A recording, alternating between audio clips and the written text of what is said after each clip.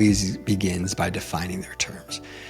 The biggest error I see people making in this arena is conflating purpose and mission. Purpose is existential. It's literally why you're here. Why do you exist? That is the definition of purpose. Mission is strategic. It's what am I doing about it? And you'll have many missions in your life. I'm going to climb this mountain. I'm going to sail that sea. I'm going to explore that river. I'm going to climb this other mountain. We'll have typically a mission is about a 3 to 5 year objective. Craig Filek, thank you for joining me on the Mindful Movement podcast. So good to be here, man. I really appreciate it. And I was listening to some of your episodes, and aside from having a great podcast voice, you've got just shout out and say, really to all the listeners, if you guys haven't gone and left a 5-star review for less, I'd love you guys to encourage you to just go do that right now. I just did it, and it only takes a minute, and it makes a huge difference. I know how hard it is to build a podcast like you have. So any little thing we can do to help Les out, just want to lead off with that. Thanks for the kind words. I don't think I've ever asked anybody to leave a review. Maybe I should do that. That's why I do it. It's hard to toot your own horn, but I mean, you do such a great job, and I really think it's worth getting the word out there more. So I want to encourage everybody listening to just. I appreciate that. I've never thought of myself as having a good podcast voice either. Interesting. Well, I think this came at a good time. It's funny how the universe works. You're the founder and executive coach of Purpose Mapping, and I feel like I am at a crossroads in my life where I've been, I don't want to say lost, but I've been somewhat fumbling through life in the context of like purpose and meaning and, what do I want to be when I grow up type questions in my mind. And it's just interesting how the emails come through when you need them. So it's nice to have you on. I'm looking forward to the conversation, Craig. Likewise. Yeah. Just based on some of the other episodes that I've heard you guiding people through, one thing I like to do is I like to actually ask questions of the host and get curious about your life. And so we were talking a little bit before we got started here, and I'm actually, I'm feeling the juices flowing already. I'm curious to dive in with you. Okay. Well, you're not scaring me. So, I guess, do you want to just do your thing? And I'm open if you want to lead. I mean, I could tell you a little bit why I feel like I've been in this position. And I think I know I've touched on some of these topics on the podcast over the last 6-12 months or so, but my kids, I'm like in the transition of like empty nesting. And I think I really like put a lot of my attention and probably connected a lot of my like sense of self-worth to the act of parenting. And now that their needs have changed and it's like I don't have that same demand, it's like, what do I do now? There's a little bit of like I've lost my sense of self-worth with that. And I find that I have a lot of time on my hands. And this is another thing that I guess has been running in parallel with that. It goes back a little bit longer, but my primary like job that I have had over the last 15 years or so has dramatically changed since COVID. And like the brick and mortar business that I worked at, and I haven't been able to, like it's like a small gym locally. And I remember when I started the gym, I threw myself into it. I said yes to everything, and I just wanted it to grow. And I got to the point where it was like a really nice place, and I built a little community there, and then it like got shut down. And there's some aspects of like why it got shut down and how it got shut down that really bothered me emotionally.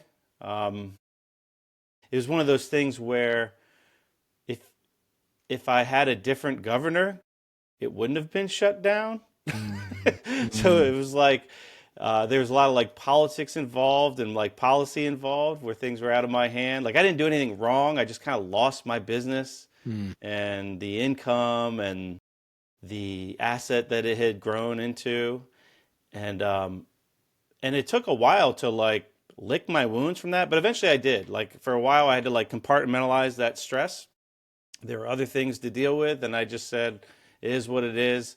But then when it was time to like open up again and come back, and it was like a shell of what it used to be, I didn't have it in me to throw myself in again the same way. Like I don't know if it's because it was a different stage in my life or I was afraid to get burned again, but I didn't have it in me, and I haven't. So it's still open and I still go there, but it's like a little fraction of my time right now. But those things together, like not that I'm not a parent anymore, but like not having the same needs to be a parent, the same demands of it, and not having that business that took up like a good bit of my time and attention has me a little bit like, what do I do now? And reconciling some of those things and like negotiating all the thoughts in my mind. Like one thing that comes up is I wind up doing a lot of different things, and then I'll self judge myself that like I'm not I'm not doing something more like with more focus. And then there'll be part of me that says like it's okay, accept that you like to do a lot of things and there's nothing wrong with that. And I don't know if there's a right answer, but I notice that there's like a battle in my mind, Mm. like different narratives like rattling around, competing for position of what things should be. And it Do don't you know what feel to like make of it all. do you feel like you're drifting? Drifting, that's an interesting word. Sometimes I feel like I'm drifting through the days, uh, almost like a little Groundhog Day action where like every day is the same. And I enjoy the things I do in my time, but there's definitely something missing. Sometimes I'll think about taking one of the things I do and devoting more of my time to it, but I don't have the desire. Like I have hobbies and it's like, well, should I make a business out of this? And like, well, I like doing it, but I don't want to do it all the time. Hmm. If I do it all the time, I might not like doing it anymore. Yeah. You know, the question that I help men answer is now what? What's next? And I hear this story every day, multiple times a day. Men come to me and they're like, I could literally do anything if I just knew where to focus. I also think, I have a 24-year-old daughter who I intentionally raised to launch. Montessori through sixth grade. She is on her way, clearly on her mission, knows how to handle her own finances, knows how to, she's just competent and she doesn't need me. And I think nobody prepares us for what a radical departure empty nesting is from what we've been doing for the previous couple of decades. And it can hit our nervous systems pretty hard. And when you start to combine that along with a lot of men are facing mortality, either through health, personal health stuff, or certainly folks getting older. And the perfect storm of all that is what a lot of us would consider to be the midlife crisis. Like, who am I now? What do I focus on now? We're not 20, 30 years old anymore. We can't throw ourselves into work and projects the way we used to be able to. It's a different walk. It's a different pace of life, and it's a different focus with more wisdom. And I just want to start out by acknowledging how confusing and sometimes even a little bit frustrating it can feel. And I think I think most men end up in some version of this in midlife. Yeah, I guess it's really common. Do you think it's this different for men? I mean, do women also have some type of common midlife, I guess, Absolutely. crisis or transition? Absolutely. I mean, I'm, my background is 30 years of men's work, Okay. and I would never pretend to know what a woman's experience is. But what I hear is, they're devoted mothers for 20, 30 years. And then suddenly the kids don't need them in the same way. And so that empty nesting, I think, hits women equally. Same but different. Yeah, same Oh, but different, right? But it means something different to them, and they process it differently. And they're going through hormonal changes, which we do too, but not nearly to the degree that they are. And then depending on what they've done career-wise, there'll be some shifts. But I think there's a wisdom that starts to set in that we didn't have in the first few decades of our career. And there's a spaciousness, there's an openness to possibility that can feel unnerving because our culture is so driven by cortisol. Do, go, go, go, build, build, build, climb, climb, climb. And then you get to the top of what I call Success Mountain, where you've checked all the check boxes, and it's kind of like, all right, now what? Like, I'm not going to climb another first mountain. And most men don't realize that there is a second mountain. It's usually hidden in a fog, it's off in the distance.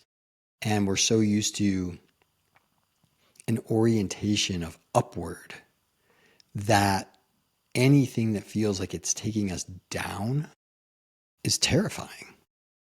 But from a Jungian perspective, going down into the cave, going down into the dark forest between, in the valley between the two mountains, that's actually the path. And that's where, Dante's great poem starts. In Midlife, I came upon a dark wood, and I had to go through it. And nobody wants to go through, especially in America. It's like, no, shine brighter, climb higher, go, but that's not actually what life is calling for.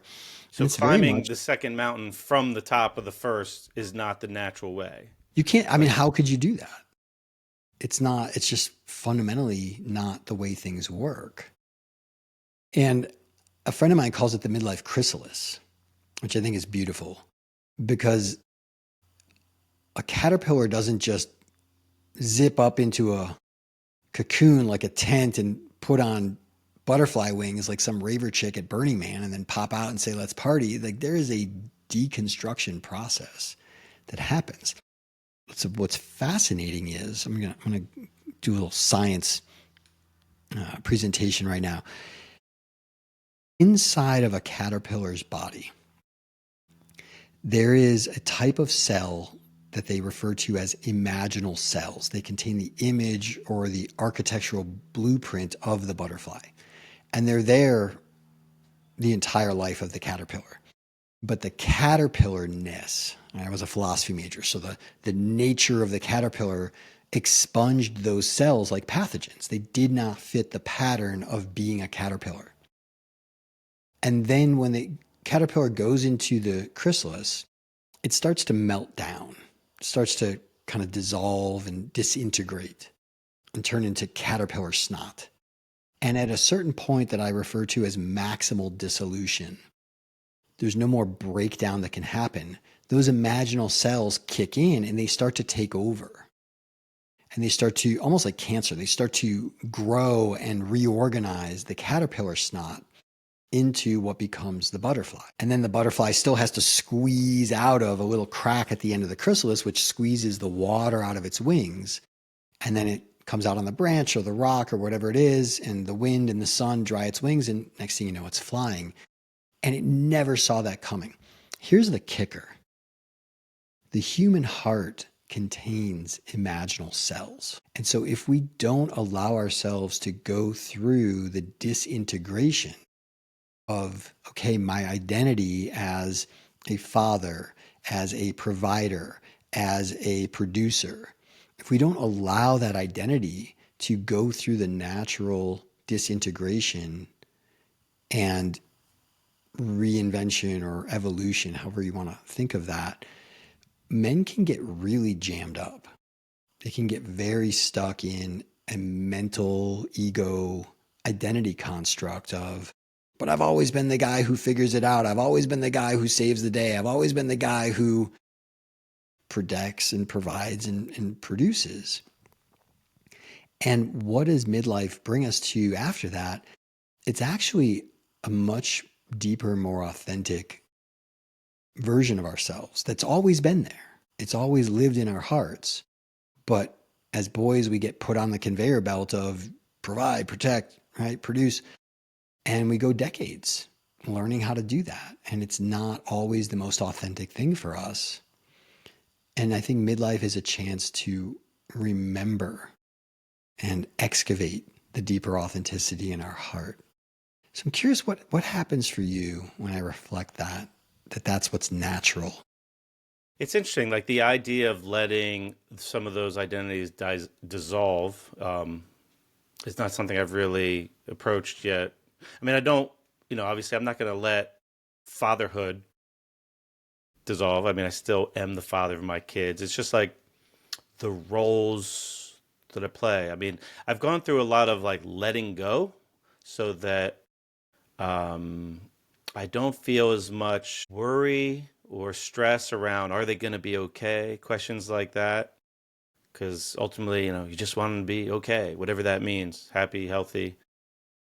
But I guess these are like different, maybe like adjacent concepts. I mean, they're related, but they're definitely not the same. So, like laying down those parts is different than like letting go of what are the gripping or the fear of them not being okay, or did I do enough? Did I instill enough love? Like, was I enough? Was I a good enough father? Essentially, was I a good enough father? Um, so that's interesting.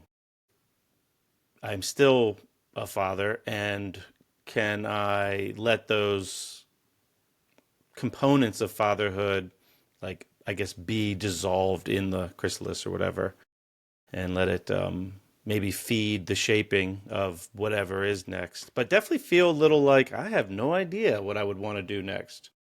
Mhm. I know I like service, but when I think of the different way, every time I think of something I like, and I think of expanding it, it like I get turned off by it. Like I don't know if it's the fear of the responsibility. I've always been one to curate my schedule with a lot of intention. For some reason, I learned at a very young age to really value time. That is the most valuable resource. Like I have friends that are just so like from an external observer, they're just way more successful. But when I talk to them, I don't get the sense that they're as successful as I am because they have a lot more stuff, but they have like a lot more responsibility and a lot less time. And I really value the time. And that's a blessing and a curse. I feel like valuing time the way I have has really helped me in a lot of ways. And it's allowed me to connect with like the most important things to me, which was the ability to spend time with my kids and to spend time and be there making the dinner for everybody. But it's also a curse because it's like I'm reluctant to commit time to do the next thing. So I'm doing like lots of little things where none of them are like really big commitments. Like this podcast is not a big commitment. It's like a fun side hobby. It's not the main thing, paying the bills, but I enjoy it, and I hope that I assume that somebody's getting helped along the way as they come along for the ride for some of these conversations. I assume there's something good happening, and people do come back and keep listening. And like the gym I still have, but it doesn't take a lot of time. It's still service. I still go and help people, but not anything close to full time. And then I've got a couple hobbies, but it's like all these like micro jobs. And it's like I don't know if it's a fear of commitment because I've just learned to value my time so much. But then I get myself in a rut where like I have a lot of time on my hands and I really don't know what to do with it. And it's, this is obviously a very privileged thing to be able to say. Yeah. It's like some High people be quality like, problems. the fucking nerve of this guy to Yeah. complain, Yeah. talk Yeah. about Yeah. first world problems. But Yeah. like I've Yeah. curated, I've spent a lot of time making decisions based on how I value time. And now it's like, well, look at what you've like painted yourself in a corner in a way. Well, that's part of the identity. If you don't see a clear path forward, it's because you're stuck in an identity that tells you, oh, I can't do that. I shouldn't do that. I don't want to do that. That doesn't really light me up. What I'm hearing is that you're in when I think about turning this into a full-time thing, I'm like, nah, it doesn't light your body up. It doesn't naturally lead you forward. There isn't intrinsic energy for it. So I think it's wise to not. I mean, that's what a lot of men do is they'll just go with another mental ego construct project because that's what they've been doing for the previous 20 plus years. And they think that that's the way that they're going to get their dopamine going forward. And the whole point of the caterpillar story is that no, there's a whole other way of operating that's not hustling and grinding and climbing, that's actually deeply fulfilling, can be very spacious, really focused on your zone of genius and your purpose, the way you're wired to make a contribution. And it takes time for that to emerge. How old are your kids? 21 and 19. Yeah, so they're just on the edge of leaving the nest. They have not left the nest yet. It takes time. A caterpillar doesn't just pop into a cocoon and pop out with butterfly wings strapped on. There is a process. And I find it typically takes 3 to 5 years. Wow. And it's disconcerting because again, we're so in do mode prior to this. And then all of a sudden it's like, well, what do I do? My sense is that you will find something meaningful that you want to put an appropriate amount of energy into as it becomes clear.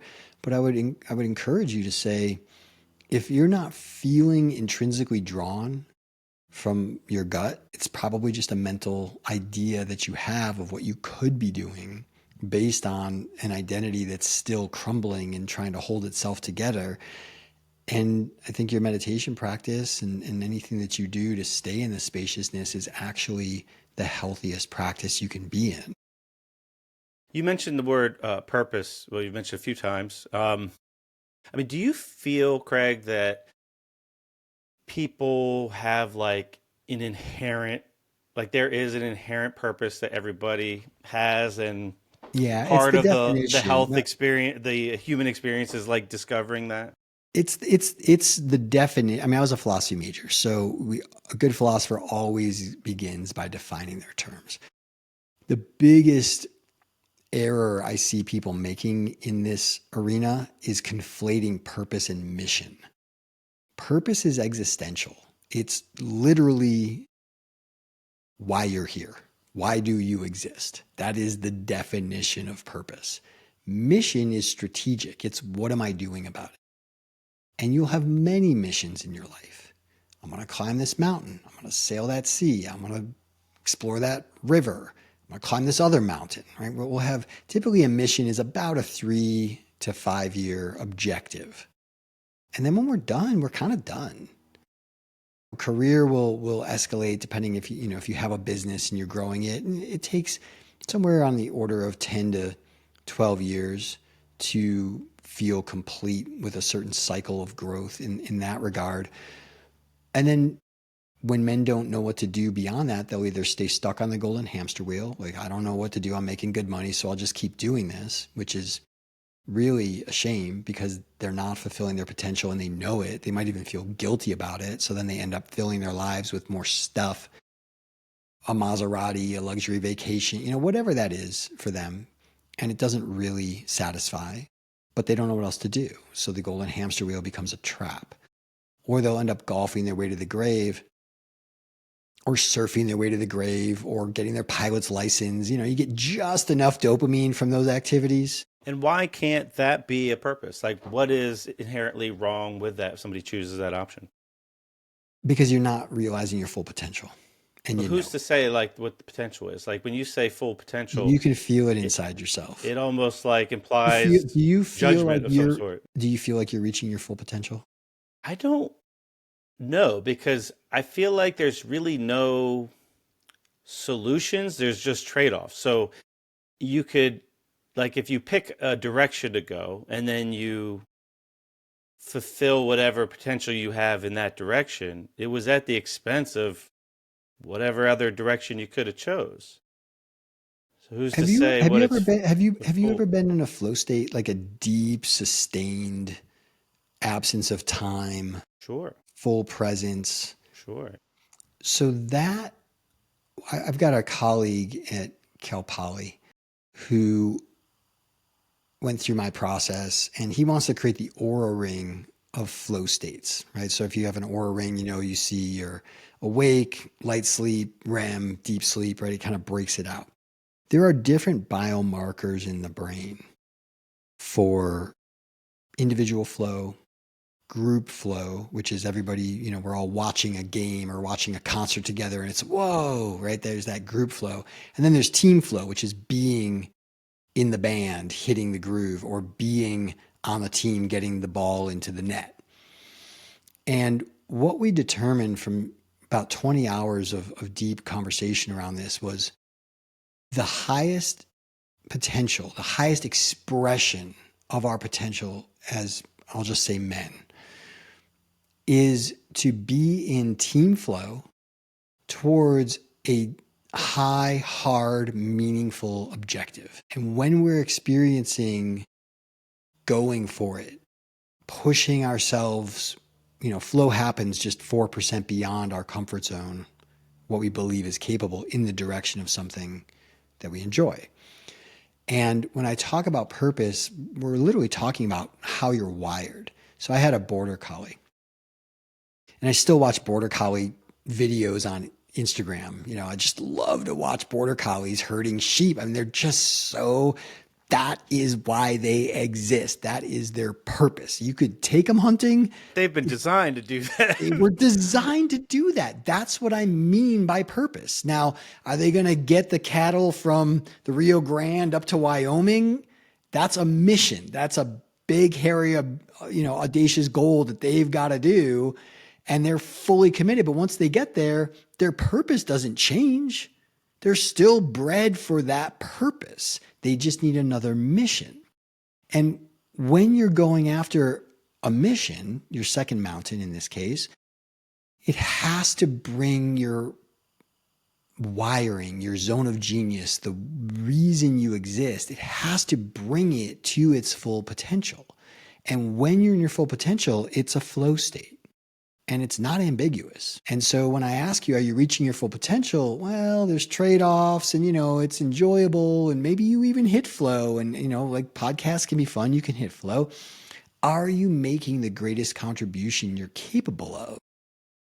When you say greatest contribution, do you mean like to the world as a whole? Like as a making the whole world a or better to your place? community? Just, there's a definition of world. It's like your world, right? But to the greatest good for the greatest number that fulfills you, that satisfies you. Not that you're burning yourself out and grinding yourself into a stump in the ground to do, but this is what I was born to do. I love it. It gives me energy. It makes me want to do it again tomorrow. It makes me want to find other people that want to do it with me and hit that team flow going for something bigger than I probably would have gone for if I was going it alone. Why do you think that there's that team component? Like, why do you feel that you mentioned different types of flow? Yeah. Why does it have to be My- team flow to be the more meaningful one? It's a good question. Here's my hunch. My hunch is that we're wired for it evolutionarily. If 100,000 years ago, you could go off on a vision quest, and if you survived and returned home, you were, for instance, a man. It was a rite of passage, right? Or you would do it in whatever frequency. But it wasn't like we're not wired to survive in isolation. We're wired to survive in a pack. We're pack animals. And hunting, taking down a mammoth, that's not something you do alone. You might get rabbits, you might even be able to get a deer. But to really take down something large, we had to do that together. And we did most things together. And I think that wired our brains into a type of superorganism like ants or bees or a wolf pack. Spent as much time as I can with wolves. Got 2 friends that run wolf sanctuaries. And Wow. what I'm learning and understanding is that the wolf species is the closest in nature to the human species in terms of our family unit and structure and the way that plays out. And so I just think that team flow is really about engaging in something that creates a whole greater than the sum of its parts experience. And then I don't have to do everything. It's like you've got a podcast guy, you've got a tech guy, right? Like you're the host, like you're great at interfacing with people, you're curious, you have a sharp mind. That's part of your zone of genius, your wiring. You could even say your purpose. Getting into the nuts and bolts of the tech and the editing and making sure stuff goes out and all that, not your thing. My thing. But it's his thing. And so you two together form a whole greater than the sum of the parts that produce a higher quality product that allow you to each be in your zone of genius. And if you added in 2, 3, 4, 5, 10 more guys, you could grow your capacity to make an impact. And if you're doing, it's narrowing even more down to just the zone of genius at the top of there's kind of a pyramid of zone of genius at the top, zone of excellence is next, zone of competence, like mowing the lawn, doing the dishes, it's making the donuts, whatever that is. I can do it, but it doesn't light me up. It's certainly not making a huge impact. And then the zone of incompetence. So don't ask me to do that. I'll just ruin it. But the more we can get into our zone of genius and do that every day, the more lit up we feel. I think that's the equivalent of the imaginal cells in the caterpillar. It's like, how do we breathe life into those? How do we give them more airtime, more bandwidth, and organize our lives? And this is the midlife transition. Organize your life around making that highest and best contribution every day, because it's not just fulfilling philosophically, it's neurochemically saturates our brain in positive molecules: dopamine, oxytocin, serotonin, anandamide, noradrenaline, the thing that brings us fully present into focus, the thing that feels pleasurable, the thing that tells us what we're doing is right and we're on track and do more of it, the thing that says all is right in the world when I'm in this state, and the thing that says, fuck yeah, bro, let's do this again tomorrow. That is unambiguous. And I'm wondering, when's the last time you felt that way? Ooh, that's an interesting question. I mean, I have like a few jobs now. They're all like kind of small, like I alluded to. So the job that I've had the most experience with is in the gym. And I do still really enjoy a component of that where I find it very fulfilling. It's the thing that I would do for free. I mean, in fact, I'm so lenient with my time when I do it because I really don't care. Like, I would do it for free. And it's like that beginning, like, pivot point when somebody comes in, like those first 5 or 10 sessions where we're going over,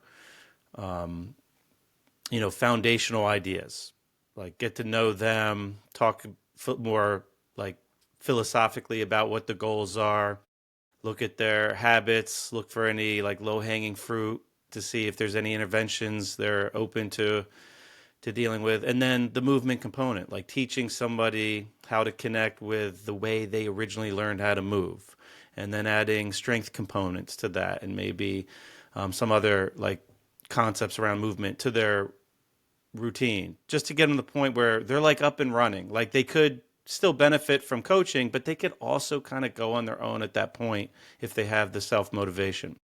And that pivot point, like where someone's up, like in the middle of a transformation, I find that really rewarding to be like a part of that and be like the guide. But I don't want to do it all day, every day. So, and I used to do it a lot. And like you said, you spend 10 or 12 hours and it like completes like a cycle. And I feel like, yeah, I worked that cycle. I did it. And I was in the process of actually selling that business, and then like COVID hit like right then. So I don't like, I desire to keep doing it. Like, if somebody calls me, I'll help them. But I don't desire to like start marketing to get as many clients and build it. Like, that is just has left my body, that desire, even though the act of it, like if somebody showed up and said, can you help? Absolutely. If you're asking for help, I'll help. Like, I can't say no to that, as long as, it's a good fit personality wise. But, so it's a weird thing for me to hold space for those two ideas. Like, yeah, I do love it. I do say, fuck yeah, let's do it again tomorrow, but not 9 to 5 tomorrow.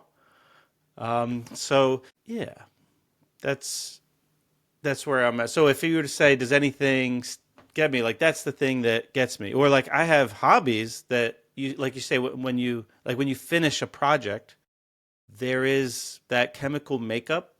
Like I've been doing woodworking. I don't sell any of it. It's all like either stuff for functionality around the house or gifts. And I've gotten where I'm not bad. Like I can make some pretty cool stuff. Now, a professional will look at it and they'll pick it apart, but the average person is generally wowed when they see what I can make. And I get a lot of fulfillment when I give it away.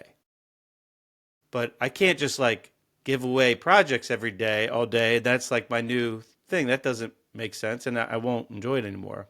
But there's something about the chemical makeup that you alluded to in my brain, the moment that you're like, here, have this, cutting board for your housewarming gift or, something like that. It's there's something really rewarding about it that I would pay for that feeling. Like, I wouldn't have to do it for money. Um, yeah. Yeah, Does that make sense? absolutely. It's beautiful. And I have a lot of clients that's where they come to me and they say, I'm doing all this stuff. It's cool. It's great. And I can feel there's something deeper calling. So what is the next step of that process? Like if you identify that there's something that you do find really rewarding when you list that you do get a lot of joy and fulfillment out of, but you don't want to do it, you don't want to throw yourself into doing that all the time and make like some other business out of that or more of business. What is the next step in the process? It's continuing to shed the old identity. And so you can't rush nature. One of my favorite quotes of all time is nature never hurries, yet everything is accomplished. So there are ways to I guess one of the ways I describe my work is midlife is like a second puberty. You wouldn't choose it. It's kind of awkward, right? Your identity's reforming. All this shit's happening that you're not in charge of. You can't speed it up. You can't stop it. You can't. But you can educate yourself about it. You can understand the process. You can have more. You could call it self-compassion. It's certainly more awareness and understanding of what's going on, just to calibrate your expectations of it all. And there is a way. I do believe in conscious evolution of consciousness, that we evolved to a certain point where consciousness came online and consciousness can reflect on itself and you can become engaged in the process. And so what I'll do with men is I'll guide them through a series of personality profiles and use that as a jumping off point for conversations about, well, what about that lights you up?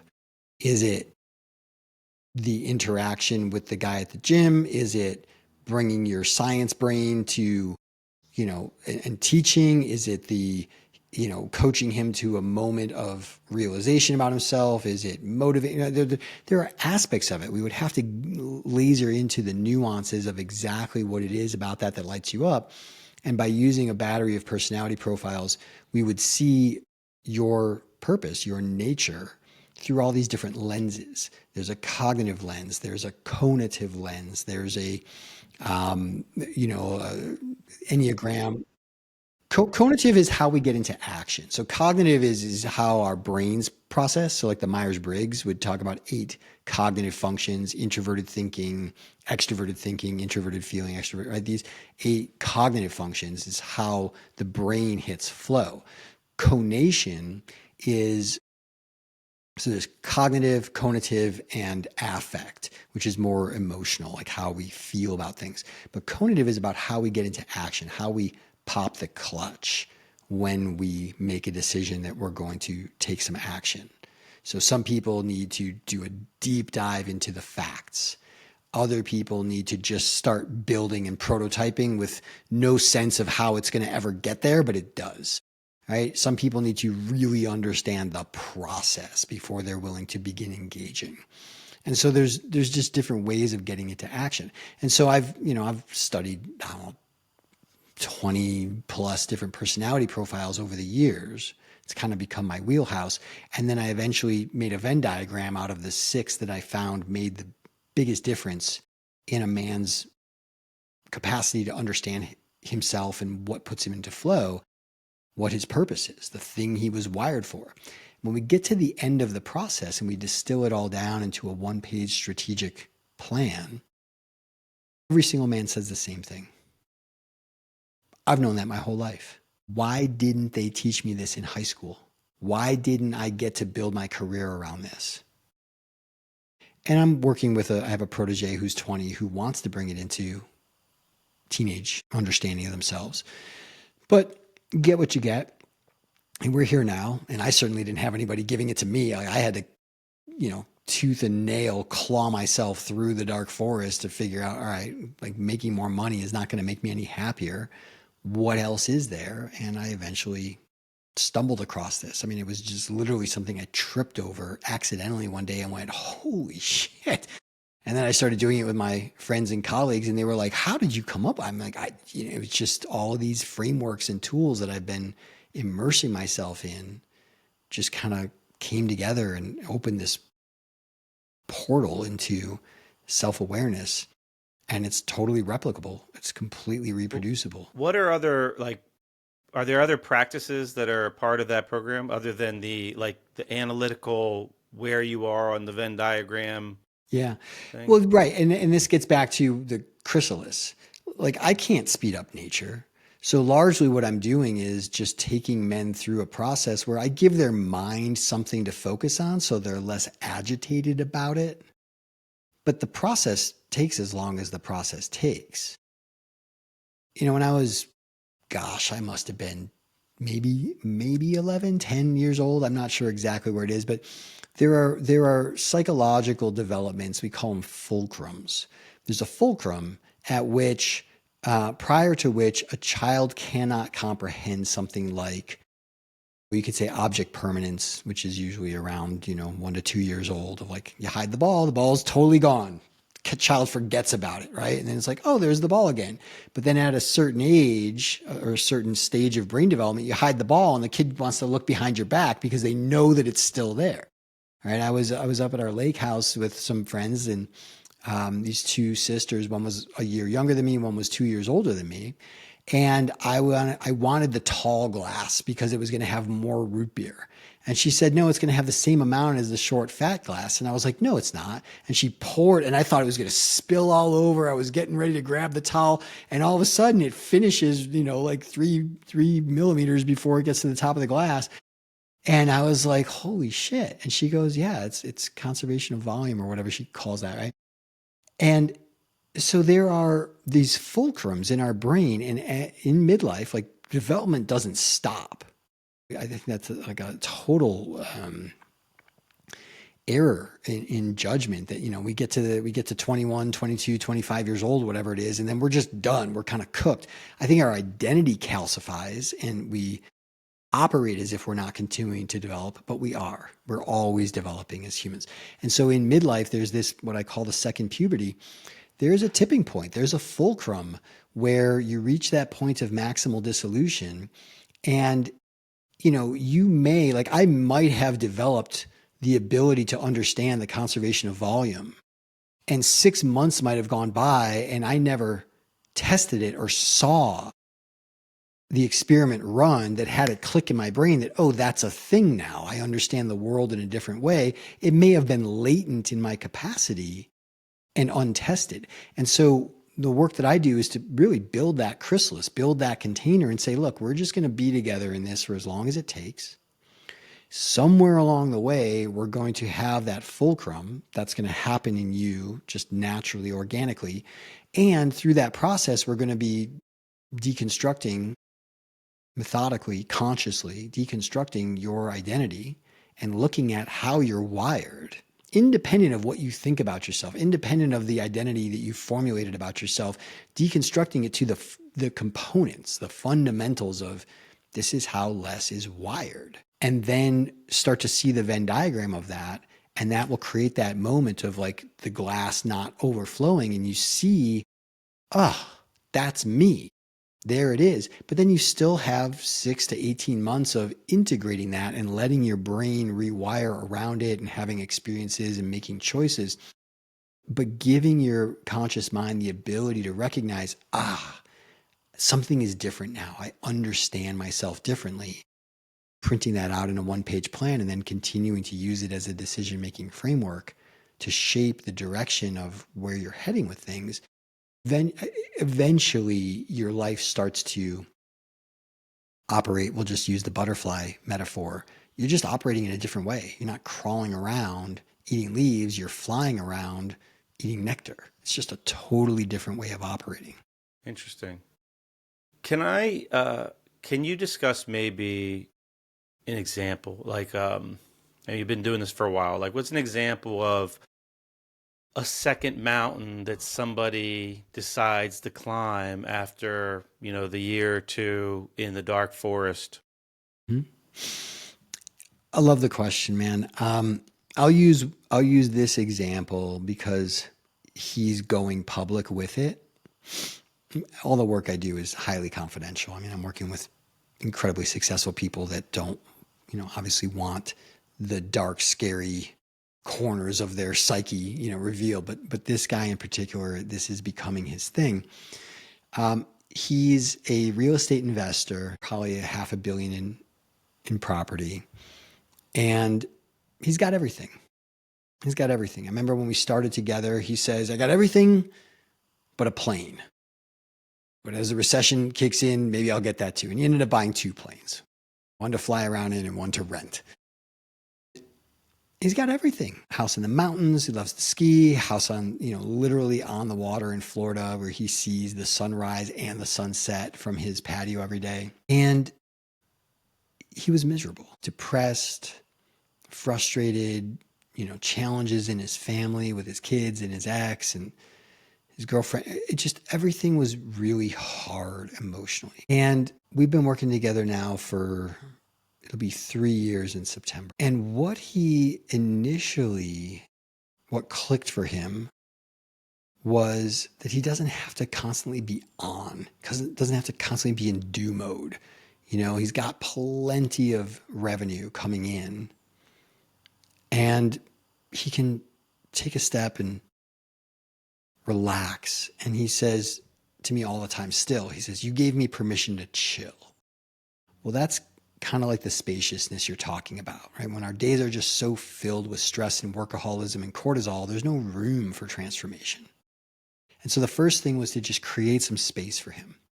And we went through about a year and a half of just digesting and week after week, just looking at, okay, I don't have to do this and I don't have to be like that. And, he reconnected with his children, particularly his 2 older children who were kind of more on their mother's side, and started taking more vacations and just spending more time with his family, spending more time getting his body back in shape.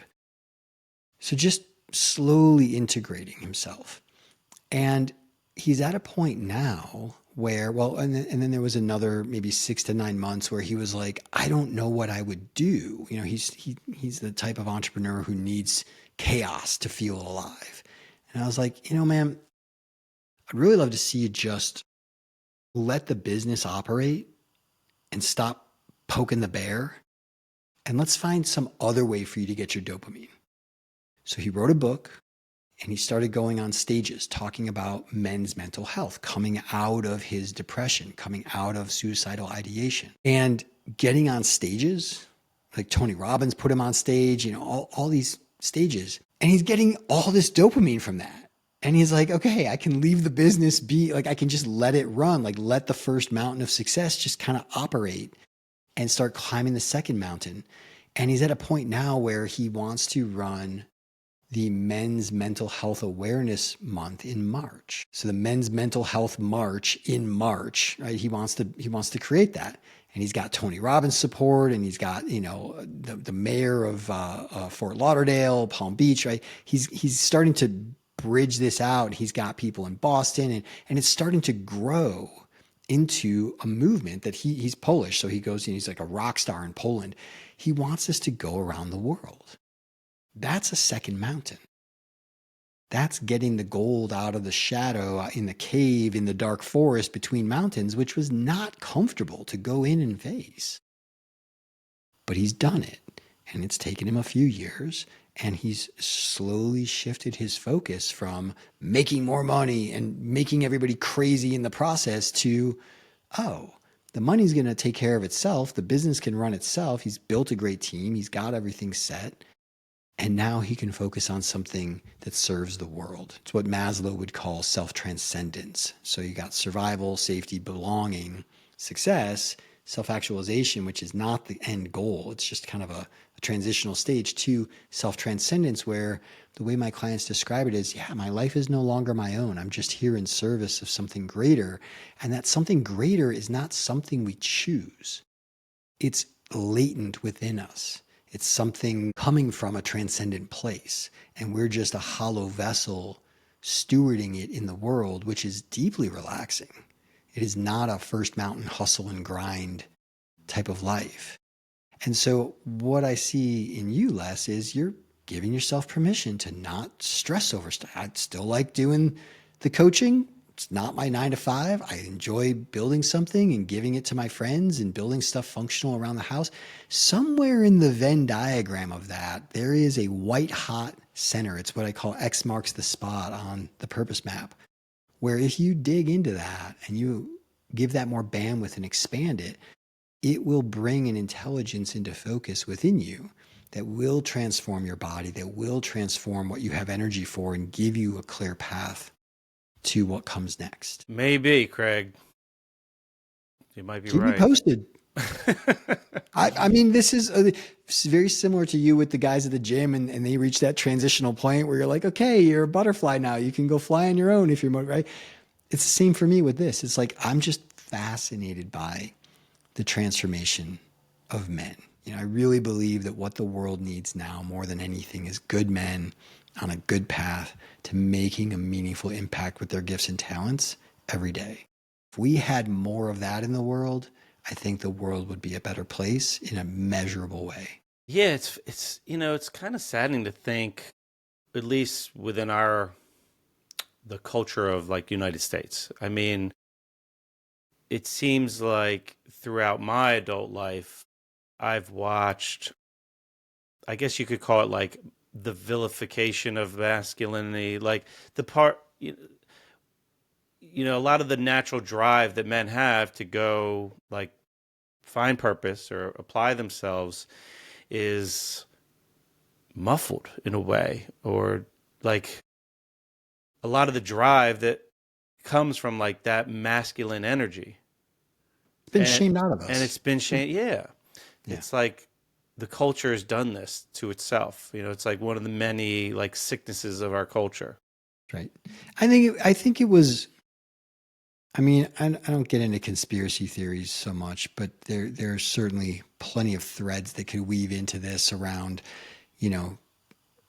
creating the necessity of 2-income households because it increases the tax basis. Like if we double the number of people working, and the children get pulled out of the home into state schools, and there's just more control. I mean, you could go down that rabbit hole, and I think weak men are easier to control.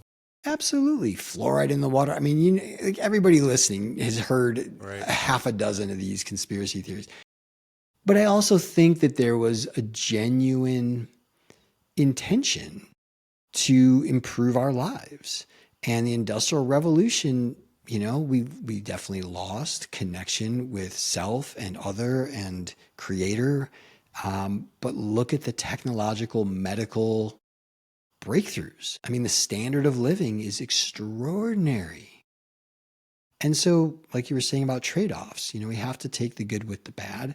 I also think that we can reevaluate, but fathers leaving the farms 300 years ago to work in the factories in the cities, and boys being raised by women who, I actually got to spend the weekend with Allison Armstrong this past weekend and had lunch with her on Sunday. And, her whole thing is men are not hairy, bad behaving women.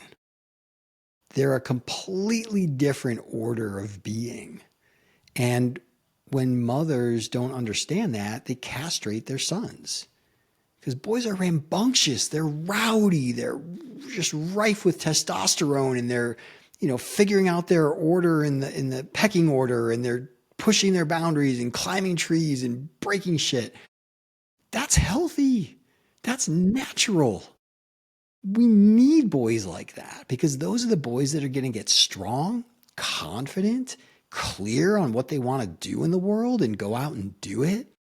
And they're good naturally by nature. They want to protect, they want to provide, they want to bond and do something great.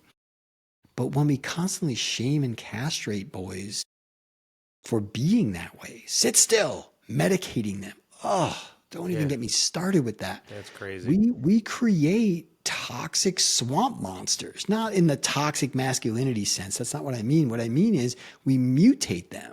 We distort their sense of self. We distort their sense of their capacity. We erode their confidence. We shame them into a box that they, it's the thing I used to teach my daughter. You take an elephant and you tie a rope around its, ankle and you drive a stake into the ground and the elephant just walks away with it. It just pulls it right out of the ground. But you take a baby elephant who's not strong enough to pull it out. It'll pull and it'll pull and it'll pull and it'll pull and it'll give up. And then for the rest of its life, you can just hammer a stake in the ground and tie a rope to its leg and it's not going anywhere. And I would teach her that because I never wanted her to get stuck. It's like always pull, always test. And she does. She does. And it's just fun for me. I get a kick out of it. But I think most humans don't. We stop testing. We stop pushing the limits. We stop, exploring the boundaries, and we just settle into a conveyor belt of a mediocre life and settle for, I guess this is the best I can do. And it's not true. So much of that is just probably just born out of the educational system too. Yeah. Where it's just ill-suited to get the best out of everybody and to push them. It's just structurally not ideal for what the collective goals probably are of society. I wonder, again, there's the American government gets what the American government wants. It just prints money until it does. And, I think that the schooling system, I don't call it the education system because education means to draw forth from within. Schooling is sit in your seat, ingest this information. I would have homeschooled my daughter if her mother and I were aligned. At the very least, we were aligned on Montessori, and I can't say enough good things about it. But I think that there's, this gets back to purpose and our wiring. Montessori's whole thing is follow the child. Support the child to master what they're curious about. We're born with that innate sense. And then we get put into the boxes of the schooling system and told that that's not okay and told that we can't be who we want to be and told we got to be this way. And as men, we grow up in that. And then 20, 30 years later, we're looking around saying, well, shit, I don't have to do anything right now. What do I want to do? I'm not even in touch with it. I don't even know. I've lost the spark. And that's what purpose mapping is designed specifically to excavate. And when men touch it again, they go, oh, are you kidding me? That's been there since I can remember 3, 4, 5 years old. I remember being in this, and it kind of comes back to you. It's never gone. It's just buried. So the purpose mapping, Craig, is that all like a one-on-one coaching process? Is this a group thing or? I do both. I've most of my clients for the past 15 years have paid me $25, $35, $50,000, upwards of, hundreds of thousands of dollars for men that stay in my program for years with me in private coaching. Part of my mission is I want to serve more men. And so I created a group program. I've created just a 90-minute experience where I can take a man through, and in 90 minutes, he has that holy shit moment where he goes, okay, yeah, that's it. That's clearly it. It's not ambiguous. I have no questions. That is exactly what I was born to do. And then we can talk about what type of support would help them integrate that. And so there is a group program, and there is a new program that I'm just starting to roll out called Purpose.ai that is part of the package I put together for your listeners.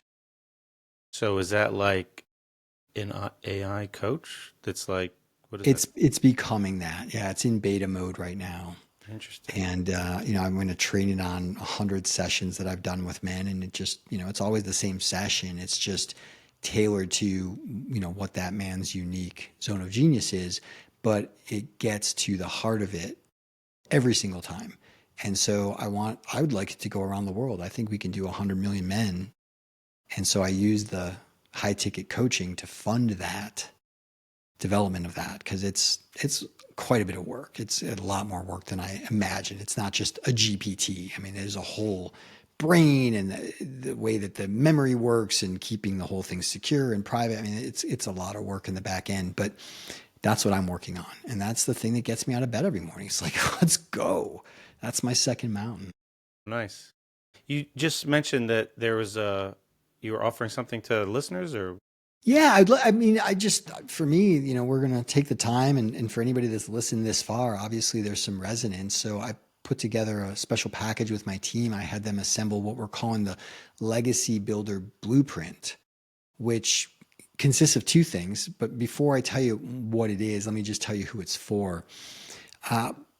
If you're a high achieving professional or a creative visionary CEO, a maverick executive, or ironically, I work with a lot of military officers in civilian transition. I've actually got a guy who's leaving the Pentagon in about a year. It's just kind of crazy to me because I don't really fit in that culture, but I have a lot of empathy for them and the transitions they're going through. They seem to like me, so we work together. But pretty much any man who's reached the top of his game or reached that midlife transition point where you find yourself spinning your wheels and you're looking for a proven framework that can help you wake up with that fire again, just clear on what's next. This is for those types of men. So there's two components to this. The first is the purpose.ai, which is the dashboard. It's literally the same thing that I take my $50,000 clients through. And it's going to help you clarify who you are, why you're here, and what to do about it. And like I said, it's in beta mode. So if you'd like a copy of it, happy to share it. My only request is you give us a little grace that it's not done yet, and also give us feedback and help us make it better. Join me in this mission of helping create a world where more men are living aligned with their mission and their purpose. The other thing is, I'm going to extend a personal invitation to an exclusive men's group where I coach famous high achievers like former Apple executives, senior leaders at HBO, Amazon Prime. I did the CEO of 7-Eleven, and I did, there's a drummer named Kenny Aronoff. He's like world renowned. He tours with the Stones, Smashing Pumpkins. And every Wednesday, I coach a man like this in what I call the genius room. So think of it like a Joe Rogan podcast interview meets an executive life coaching session meets a strategic mastermind. So you'll be part of this mastermind, and you'll watch me guide these men through the exact same struggles and challenges that you're facing to real clarity about what to do with the next chapter. So this isn't available anywhere else. It's invitation only for the types of men I described. And ultimately, it's going to help you go from stranded on top of Success Mountain to waking up with genuine purpose and direction again. So if you'd like that, if you're a man who's at the top of your game and you're ready for what's next, go to my Instagram at Purpose Mapping and DM me the word mindful. So it's specific only for this podcast. DM me mindful, and I'll send you the Legacy Builder Blueprint. And my Instagram handle again is at Purpose Mapping, and I'll personally get you rolling and would be excited to hear how it goes for you. Well, I appreciate that offer. That's very generous. And for the listeners, always grateful for your listening. I encourage you to check out what Craig's work has to offer for you. And if you're a woman listening and there's a man in your life that you think would benefit, then please send the conversation their way, and maybe it's a good fit for them. Craig, I want to thank you for taking the time. It sounds like you've put a lot into this, and it sounds like it does a lot of good for a lot of people. And you've poked me a little bit to think about some questions more seriously, and helped maybe hold the mirror up for me in a way that maybe I need to pay a little bit more attention and focus on what I want to get out of my next whatever in my life. So I appreciate you doing that. What I'm just curious, Les, what are you taking away from this conversation? What's the major insight that you think will stick with you? Well, I definitely think that I am clinging to some stories about how I use my time. I think, like I said, I feel like I took it so seriously for so long that I've built up some barriers now that I need to like look at those narratives and be willing to let them dissolve probably. And, not be afraid of like, I don't want to say failing, but like just changing my mind later if I do something and but I think I need to take forward steps in some direction. I don't have to necessarily, I don't feel like a pressure to pick the perfect direction, but I do feel like I need to do something different than I've been doing. That's the calling. And it takes you into the dark forest before it takes you to the trailhead of your second mountain. Yeah, I'm probably somewhere in the forest now. Yeah, Maybe not for at the sure. darkest point. Maybe I gotta. The cave you fear to enter holds the treasure that you seek, my man. All right. Keep me posted, and check out the Purpose AI offer. I'd love to just continue to support you in this. Now that we're connected, you're a man in my tribe, and I'm just here to be of service and steward as many men forward as possible into doing something deeply meaningful that really fulfills your potential for contribution. I think that that's the hardest part, is when men know that they're capable of so much more and they're sitting on a powder keg of potential and they just can't find the fuse. It's like, how do I get to this thing? And part of it is an organic process, but I do believe that consciously participating in it, bringing some rigor and some clear thinking to the process, ensures that you don't just end up lost in the dark forest for the next couple decades and then you're in the nursing home and it's kind of doesn't matter anymore. You've got a couple of good decades ahead of you. I hope so. Well, we all do, right? I mean, there's no guarantees, but Right. when you're looking back from your deathbed, it's a question of, are you going to feel, fuck yeah, that was awesome, or I could have done better. Right. Well, some good food for thought. Thanks again for the offering. I really appreciate it, and I'm glad you reached out. It is a good time for me, like I said. And again, for listeners, thanks for listening. I hope you enjoyed the conversation. Everybody have a great day.